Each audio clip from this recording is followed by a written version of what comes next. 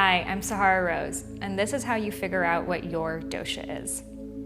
Now, Vata types often have really small body frames. So if you're someone who's more thin-boned, you have a hard time gaining weight, that shows that you have Vata in your dosha. Similarly, if you have a cold body, you're always that friend that needs to borrow someone's sweater, you're just shivering all the time, that shows that you may be a Vata.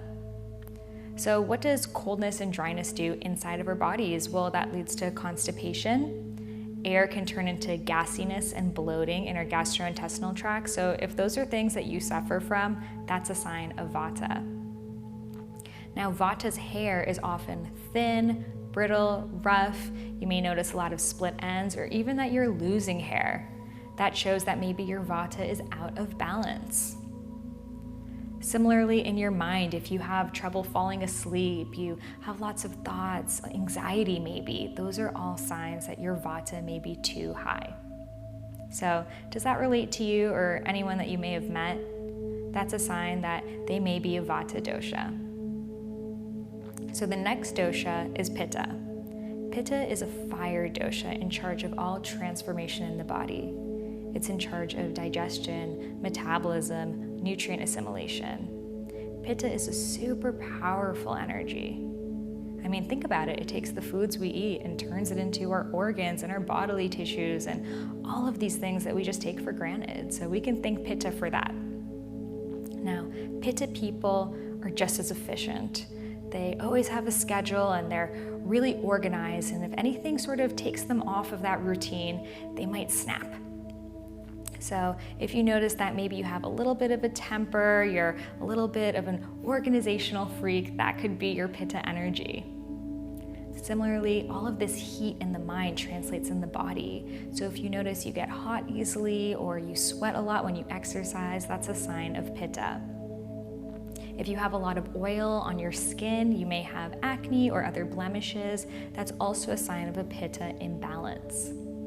Similarly, Pittas crave foods that make them more hot, so they love spicy foods, coffee, chocolates, stimulants, even though those are the foods that actually knock them off balance.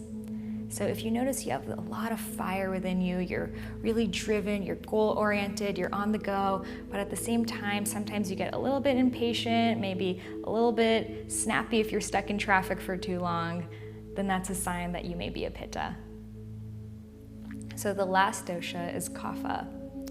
Kapha is just like the earth. It takes in, it's dense, it's strong, it's grounded. We can really rely on Kapha. I like to think of Kapha like a grandmother. She takes care of everyone else before she takes care of herself. If you're a nurturer, a caretaker, a teacher, a giver, that is your Kapha energy. So Kapha is a cold and damp energy, just like the winter. If you notice that you have cold, clammy hands, that's a sign of Kapha. Similarly, Kaphas retain water. If you notice that you gain weight really easily, maybe you notice that your rings don't fit you at night when they do in the morning, your weight fluctuates on a day-to-day basis, that's a sign of Kapha.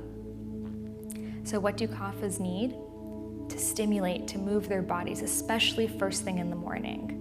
If you're a Kapha, you have to get yourself out of that slump and bring up your Pitta and your Vata energy.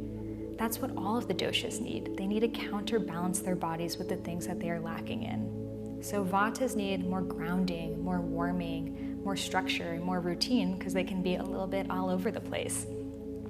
Pittas may need the opposite thing.